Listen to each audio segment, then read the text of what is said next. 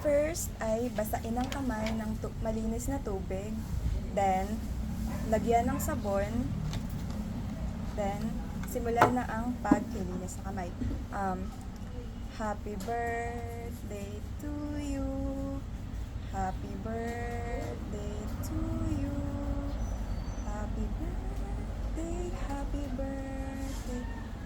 Happy birthday to you. Maligayang bati sa iyong kaarawan. Maligayang bati. And then, pagkatapos mong linisan ng kamay, maghugas na po ulit sa malinis na tubig.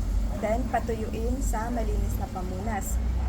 Based on what we've learned sa patient care, dapat ang pagtap ng sterile towel ay kabilaan po. And then, dapat hindi na nauulit dun sa na tuyo ng part. That's all po.